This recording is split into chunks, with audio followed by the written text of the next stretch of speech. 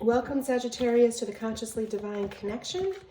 Today we are doing a predictive reading for 2022, and we will be happy to put the energies of 2021 behind us while we embrace the new energies coming forth.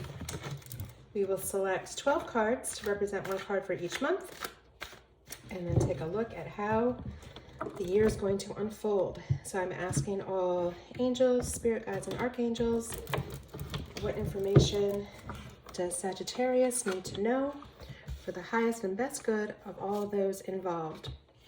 We start out January with the Page of Cups. February we have Justice. March is the Page of Wands. April, Queen of Pentacles. May, Eight of Swords. June, the King of Wands. July, Three of Swords. August, the Death card. September, Six of Wands. October, the Magician. November, the Ace of Wands. And we end the year of 2022 with the Two of Pentacles. Okay, so this looks really interesting. We've got several major arcana with the Justice card, the Death card, and the Magician. I always love to see the Magician. All right, so let's see how this is going to unfold. All right, so this is really shaping up to look quite like a very powerful year for you. You have 2 pages. So, new beginnings. You have 1, 2, 3, 4 wand cards.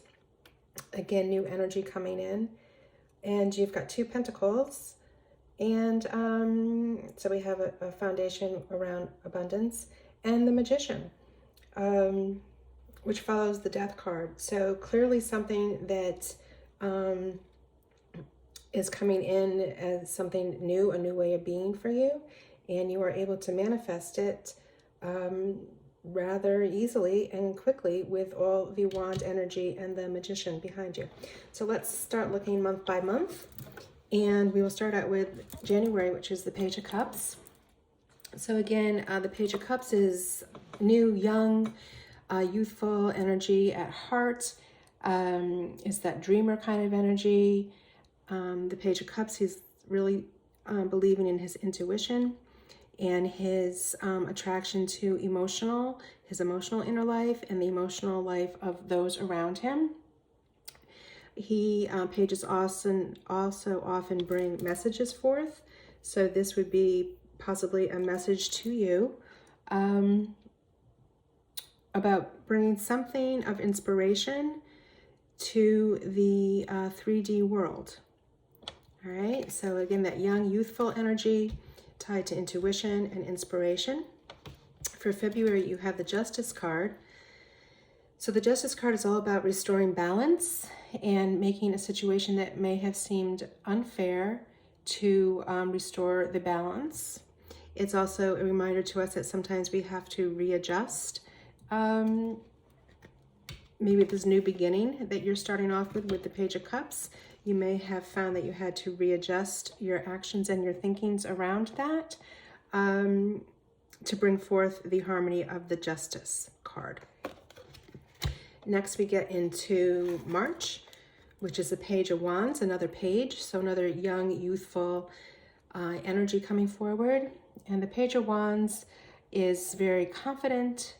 They're focused on creative inspiration, and with that wand energy, they are able to put that creativity into practice and again bring it into the 3D world. Again, pages are messengers, so there may be some good news coming forward about this creative vision that you have been inspired to follow. So next, for looking at April, you have the Queen of Pentacles. So in all likelihood, the newness that the pages have brought forth to you with some creative vision it looks like it was successful with the Queen of Pentacles energy behind you. So she is also a harborer of creative visualization and able to bring things into the material world through the Pentacles. She's very resourceful, and she has accumulated a lot of wealth, as we can see all around her. There's much abundance, and she's very happy to share that with others and invest in other creative visions. So again, thinking about all of the page energy around you, possibly you are taking somebody under your wing and you have been mentoring them, and with that relationship, the two of you are succeeding with the Queen of Pentacle energy around abundance and materialization. All right, so now the Eight of Swords shows up, and this is in May. So if we look at this person, they look to be paralyzed, and that their body is bound, their hands are bound, they are blindfolded, and they are stuck behind these swords. So it might be a period of time needing to reflect and to come up with some revisions on the path that you are going down. But her feet are not bound, so she is able to move forward. We've had her vision from the physical world cut off, so she's having to turn to her inner world and her intuition to tell her which path to take that will free her from the sword energy. So again, a reminder that it might look like you have too many options in front of you, so you feel paralyzed and you are not taking action. But in actuality, that sense of being paralyzed and not taking action is in fact making a decision. So recognizing that you do have options available to you, and by trusting your inner guidance, your inner wisdom, you will know which decision and which path to take. So although it looks like it's somewhat of a dismal card, it's really an opportunity to remind us that we have our answers inside. And once you tune into that intuition, you will know which path to walk that will free you from this sword paralyzing energy. And when you do that, when you are trusting your intuition to take you forward, you come to the King of Wands. So another wand card. I said you have several here. 1, 2, 3. This is the fourth wand card. So this is all about action and bringing that creative vision that you have into play. And with the King of Wands, he is somebody who has a great deal of self-discipline.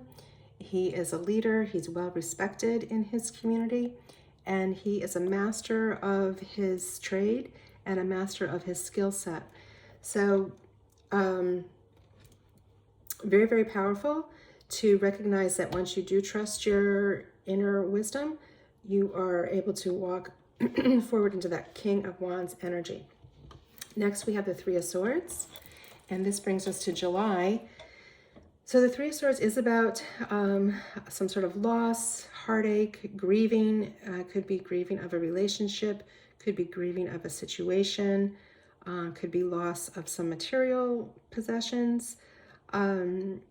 But the important thing to recognize here is that while we are suffering from grief, which we're not going to deny that, it's important to process it and let it go, because beyond the grief, we have birds, which represent transformation, the butterflies also representing transformation. So there is healing and opportunity beyond the sorrow and the grief that we may be experiencing. Interesting that the Death card follows the Three of Swords. So the Death card is all about transformation, complete transformation of values, of beliefs, possibly career. So it's really letting go of the old self and leaving that old self behind and moving forward. So important to see these two cards together, in that you're starting the grief process here, and then the true healing comes when you actually let go and embrace the transformation that your life is taking you towards. Okay? So it can feel a little unsettling, but it's really just trusting the inner wisdom to take you forward, because look where you land. The Six of Wands is September, and the Six of Wands is all about celebration, and it's celebrating you. It's celebrating your achievements. You're carrying the wreath. You've accomplished something. So whether this is a milestone related to career, promotion, training, achieving a certification of some sort, could be a monetary goal that you have made, but you are leading and you are being revered and validated by the community that surrounds you. So that's just beautiful. So whatever newness you brought in the beginning of the year, how you were able to tweak it and put the transformation, I should say, embrace the transformation and let go of the grief, it really brings you to a very, very beautiful end of the year where you're not only celebrated and validated by your peers, but you really have the magic wand to the world here with the Magician. So he has all the elements supporting him to bring forth whatever creative vision he has. He is the ultimate manifester. He's eternally optimistic, and truly what he touches turns to gold.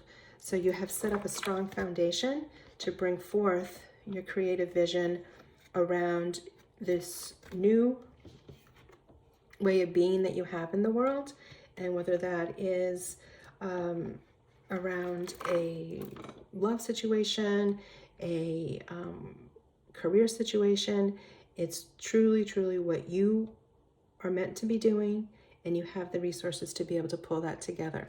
Sagittarius, just such a powerful, powerful end of the year. And look at this, more wand energy in November.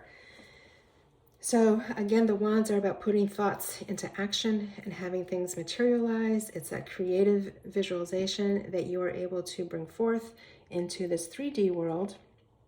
And so beautifully that it's paired with the Magician of bringing in something new and really having the power of clarity of vision and knowing that this beautiful idea that you have been formulating all year has all the powers to make it come together. You end the year in December with the Two of Pentacles. And the Two of Pentacles is about balance and making decisions to achieve a balance between work, between leisure, between family commitments. It's about having a belief to make a decision that is best for you. So if we look back throughout the year, it looks like you've worked very hard to bring in a lot of new energy, to bring in a lot of new wealth and resources. So you might be finding that you're feeling you need to step back a little bit and bring more balance into your personal life, and know that even when that by pulling back, you are not shutting off the flow of abundance, because you have ships that are out to sea that are still working for you. So really, really beautiful from the standpoint that there's something, a new way of being coming in for you.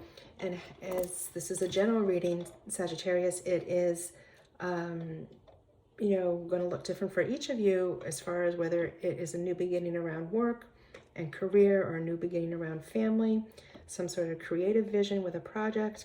But know that the transformation that you will be bringing forth just leads to a beautiful, beautiful manifestation and lots of abundance for you. I'm wishing you a wonderful, wonderful year. Take care.